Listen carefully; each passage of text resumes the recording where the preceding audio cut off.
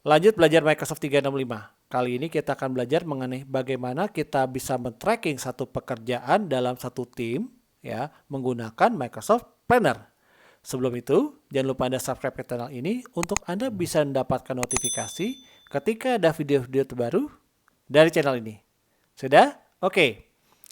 Nah, seringkali kita berurusan dengan sebuah pekerjaan atau sebuah task yang mana task itu bukan kita aja yang mengerjakan. Misalkan apa? Misalkan kita memproses satu order ya, itu kan bukan cuma satu orang atau bahkan satu divisi yang mengerjakan. Ada divisi accounting yang mengerjakan mengenai penagihan, ada divisi produk mengenai mengerjakan suatu pembentukan atau pembuatan produk itu, dan kemudian ada lagi divisi delivery yang sifatnya mengantarkan produk itu kepada customer. Nah, satu order aja itu dikerjakan oleh multiple person across multiple division ya.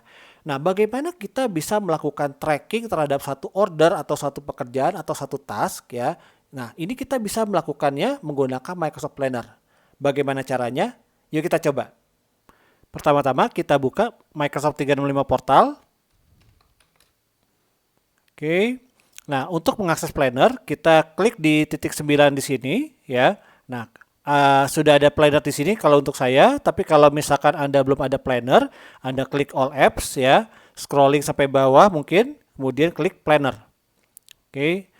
Nah, planner ini dia by default adalah semacam kayak bagaimana kita bisa membuat atau mengelompokkan task ke dalam beberapa bucket ya, yang mana masing-masing bucketnya itu semacam seperti kategori ya.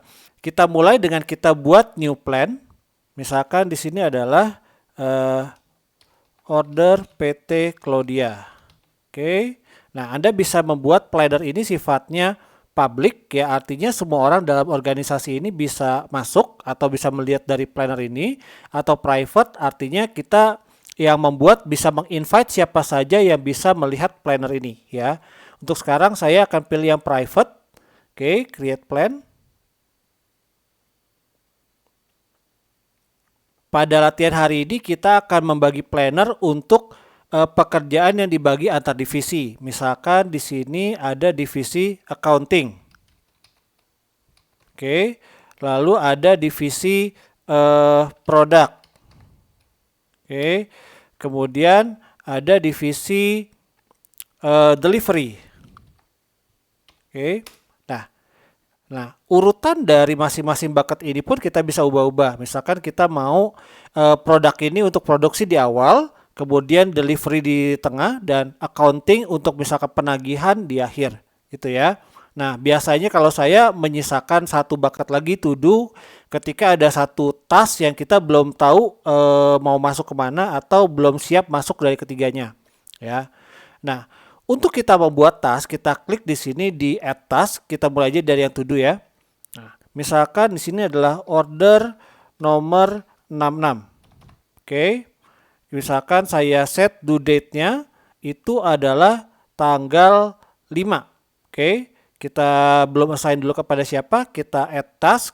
Nah, udah terbentuk order nomor 66 di task ini. Oke.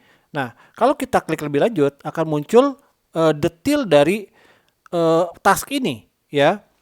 Nah, misalkan task ini sudah dimulai atau belum, prioritasnya seperti apa, start date-nya kapan ya.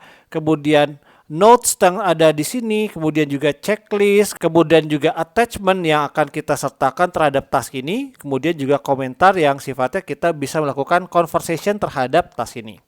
Nah, misalkan di sini adalah order nomor 66 misalkan dari PT Angin Ribut gitu ya. Selanjutnya adalah kita buat checklist apa yang perlu dilakukan dalam task ini. Misalkan pertama dia melakukan invoice to customer. Oke, kemudian adalah product creation, kemudian adalah product painting, kemudian product packaging, dan terakhir product delivery. Oke. Nah, kemudian kita juga bisa menambahkan di sini, misalkan beberapa detail dari order ini, misalkan customer name. kemudian alamat, dan seterusnya. Nah, ini notesnya selesai. Kalau misalkan kita tutup, nah ini akan kelihatan mengenai tasnya beserta checklist yang tadi kita tambahkan. Tapi kalau misalkan tadi kan kalau kita lihat di sini adalah show on card ya. Nah, kalau kita cek di sini, ini jadi gantian. Jadi kita bisa milih yang akan ditampilkan di card ini itu adalah note yang biasanya detail dari satu task, atau misalkan kita pilih adalah checklist yang merupakan step-step apa saja yang perlu dilakukan pada satu task tersebut, gitu ya. Selanjutnya adalah mengenai bagaimana kita memberikan assignment kepada seseorang dari task yang kita sudah buat. Nah, dari sini kita bisa menginvite members, ya. Misalkan kita add di sini Budi, kemudian Sagi, Iwan, Putri, oke, dan seterusnya. Nah, selanjutnya setelah kita meng-add person di dalam satu tim ini, kita bisa melakukan assignment. Misalkan di sini saya ingin meng-assign order 66 ini, ya, itu ke Sagi. Caranya adalah saya klik assign, kayak assign ke Sagi. Oke, sekarang kita ke view dari Sagi yang tadi barusan kita berikan assignment. Nah, setelah person ini diberikan assignment, dia akan menerima email ya bahwa you have assigned a task ya. Nah, orang ini pun kalau misalkan dia klik di link yang ada di email ini akan melihat assignment yang tadi diberikan kepadanya ya. Misalkan di sini.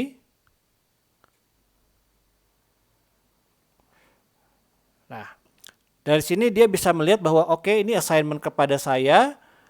Kemudian kita juga bisa pindahkan assignment ini atau task ini kepada satu tempat bucket yang tepat ya. Dalam hal ini kan dia perlu lakukan pembuatan produk dulu, baru delivery, baru accounting ya. Dengan cara ini saya bisa melihat task apa saja ya yang diassign kepada saya atau diassign yang berada dalam satu kategori gitu.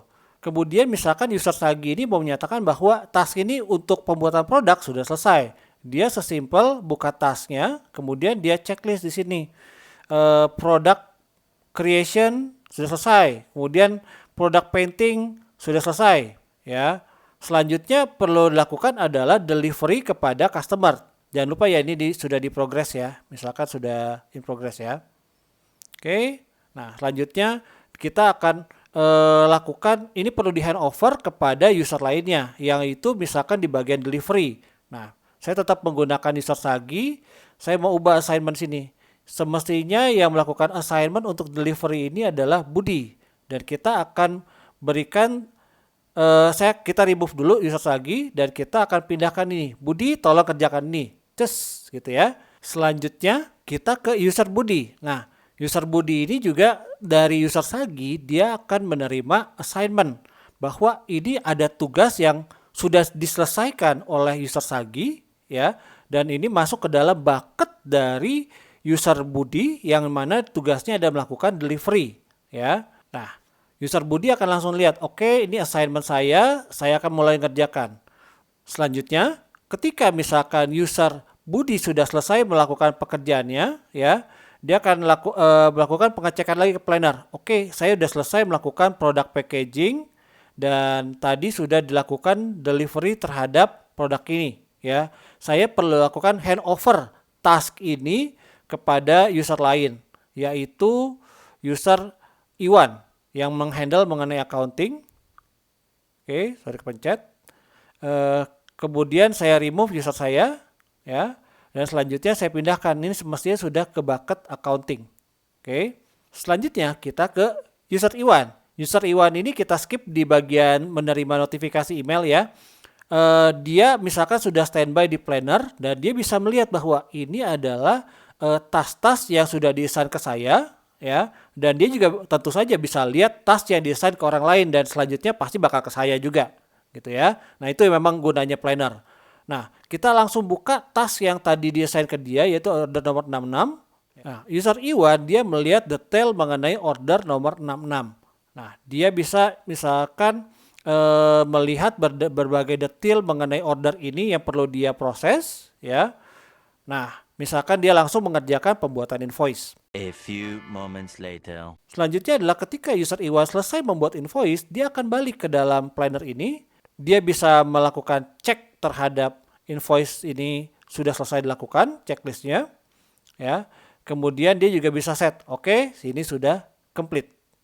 Dari keseluruhan proses tadi, kita bisa men-tracking satu pekerjaan yang dikerjakan oleh multiple person atau bahkan multiple division, itu sudah sampai mana, detailnya apa, kemudian checklist dari satu pekerjaan itu bagaimana. Dan kalau Anda lihat tadi, di situ ada bagian mengenai attachment, jadi kita bisa meng-attach dokumen yang relevan atau berhubungan mengenai task, mengenai detail dari task tersebut.